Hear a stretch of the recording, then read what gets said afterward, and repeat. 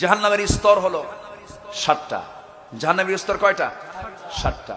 আল্লাহ রাব্বুল আলামিন বলেন, ওয়া ইন্না জাহান্নামা লামাউইদুহুম আজমাইন লাহা সাবআতু আবওয়াবিন লিকুল্লি বাবিন মিনহুম জুজউম মাকসুম। সূরাতুল হিজর আয়াত নম্বর 43। আল্লাহ রাব্বুল আলামিন জাহান্নাম রেখেছেন, তার দরজা লাহা আবওয়াব, যার সাবআতু আবওয়াব, যার দরজা হলো 7টা। তার নামগুলো কোরআনে আছে না নাই? আছে। আল্লাহ রাব্বুল আলামিন জাহান্নামের ব্যাপারে বলছেন, ইন্না জাহান্নামা কানাত মিরসাদান লিত্তাগিনা মাআবা। সীমালঙ্ঘনকারীর জন্য জাহান্নাম সীমালঙ্ঘন করেছিল ফার্স্ট ফেরাউন। কে করেছিল বলেন? ফেরাউন। ইযহাব ইলা ফিরআউন ইন্নাহু তাগা। সূরাতুন নাবা 21-22 সালে রাব্বুল আলামিন সীমালঙ্ঘনকারীদের জন্য জাহান্নাম বরাদ্দ রেখেছেন। সীমালঙ্ঘন যারা করবে তারা জাহান্নাম নামক জাহান্নামটা তারা পাবে। লাজা কারা পাবে? কাল্লা ইন্নাহা লাযা নাযাআতাল লিশ-শাওয়া। সূরাতুল মাআরিজ। সূরাতুল মাআরিজ। অপরাধীদের জন্য রয়েছে লাজা, যা চামড়াকে খসে দেবে, চামড়া সব ঝলসে যাবে, চামড়া থাকবে না, শুধু হাড্ডিগুলো দেখা যাবে। আবার সেই জালদাগুলোকে বাদদালনাহুম জুলুদান, সেই চামড়াগুলোকে আবার চেঞ্জ করে দিবেন কে? আসতে বলবেন না কে? কারণ আগুনের চামড়া যদি ঝলসে যায় তখন তার দাহ্য শক্তি, তার সেই অনুভূতিটা, সেন্সটা থাকে না। যখন চামড়া যখন গলে যাবে, আগুনে যখন দাহ্য হয়ে যাবে, এরপর তার আর অনুভূতি থাকবে না। আল্লাহ রাব্বুল আলামিন বলছেন, বান্দারে এই চামড়াকে চেঞ্জ করে নতুন চামড়া দিয়া তোকে আবার জাহান্নামে পোড়াবো। কি মারাত্মক জায়গা! আমরা সহ্য করতে পারবো না। আমার ভাইয়েরা, আল্লাহ রাব্বুল আলামিন হুতামা নামক আরেকটা জাহান্নামের বর্ণনা দিয়ে বলছেন, কাল্লা লায়ুমবাদান্না ফিল হুতামাতি ওয়া মা আদরাকা মাল হুতামাহ। একই সূরার মধ্যে ওয়াইল নামক গর্তের কথা, আর আবার হুতামা নামক জাহান্নামের কথা। হুতামায় নিক্ষিপ্ত হবে ওই সমস্ত বান্দাগুলো। আল্লাহ রাব্বুল আলামিন বলছেন, হুতামা কি? হুতামা হলো জ্বলন্ত আগুন। জ্বলন্ত আগুন। সে আগুনের মধ্যে আমি আল্লাহ রাব্বুল আলামিন জাহান্নামীদের, ওই সমস্ত অপরাধীদেরকে জাহান্নামের মধ্যে ফেলে দেব। আল্লাহ রাব্বুল আলামিন জাহিম নামক জাহান্নামের বর্ণনা দিতে গিয়ে বলছেন, ইন্না লাদাইনা আনকালাও ওয়া জাহিমা।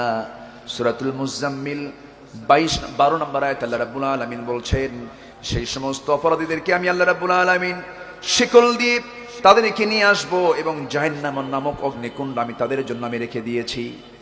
কার কথা এগুলো? আসতে বলবেন না কার কথা? আমার নবীজি যখন এই সমস্ত আয়াতগুলো নামাজের মধ্যে পড়তেন, সাহাবীরা হু হু করে কাঁদতেন, সাহাবীরা কান্নায় ভেঙে পড়তেন। আমার নবীজিও নামাজের মধ্যে কেঁদে কেঁদে যায় নামাজ ভিজে ফেলতেন। কারণ জাহান্নামের ভয় ছাড়া বান্দা কখনো জান্নাত পেতে পারে না।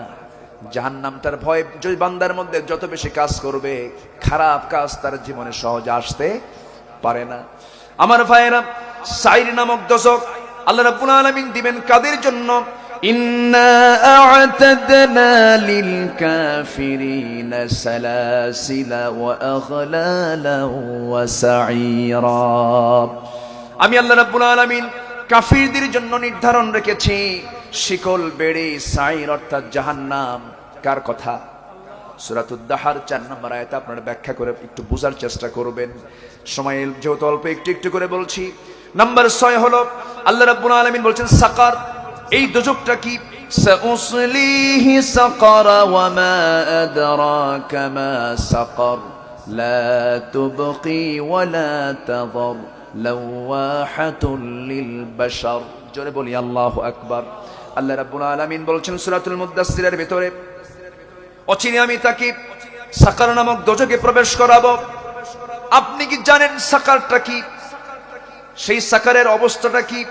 যা বাকিও রাখবে না, আবার ছাড়বেও না। এমন একটা কঠিন জায়গা, মানুষের চামড়াগুলো ঝলসে দেবে। সেই দিনগুলো সামনে যে আমাদের আছে, সেই জাহান্নামগুলো প্রস্তুত রেখেছেন কে?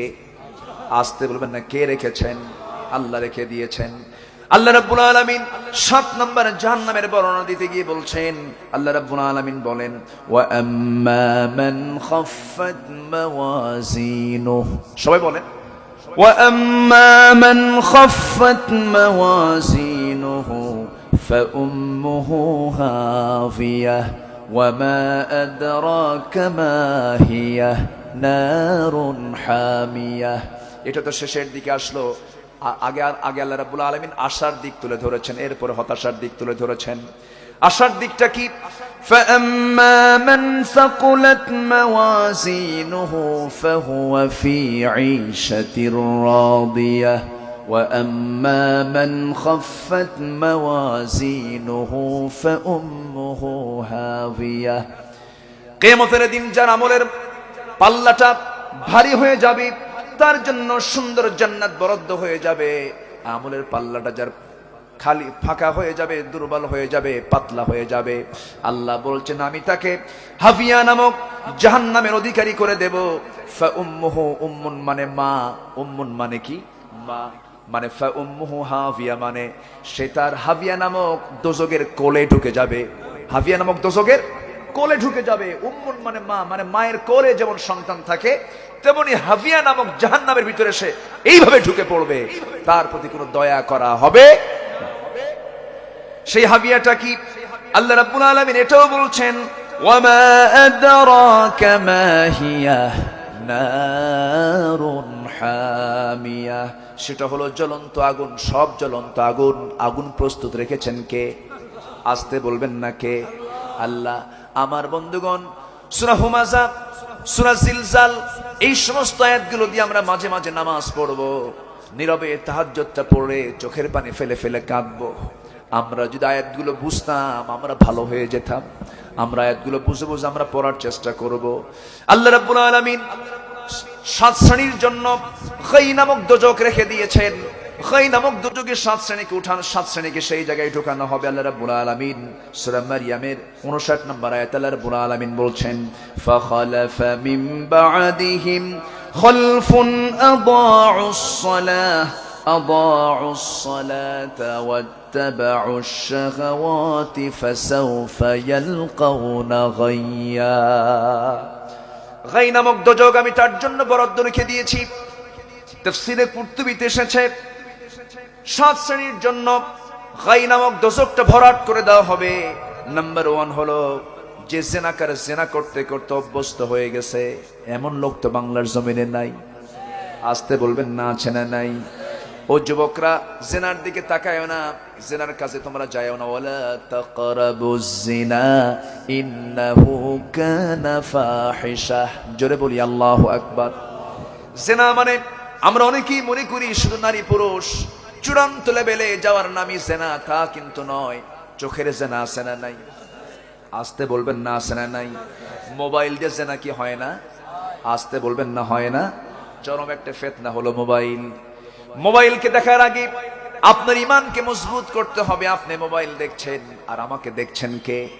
আমার জীবনের সবচেয়ে বড় রাজসাক্ষী কে? এখন অপরাধ করার জন্য দূরে যাওয়া লাগে না, সিনেমা হল লাগে না। সিনেমা হলে যাওয়ার তো কোনো প্রয়োজন হয় না। সিনেমা হলে শুধু একটা সিনেমা চালু থাকে, আর মোবাইলে আপনি যদি দেখতে চান গোটা দুনিয়া আছে না নাই? গোটা দুনিয়া আছে। চরম ফিতনার এই সময়ে খুব সাবধান হতে হবে, খুব সতর্ক হতে হবে, খুব সাবধানতা নিয়ে ইমানটাকে টিকে রাখতে হবে।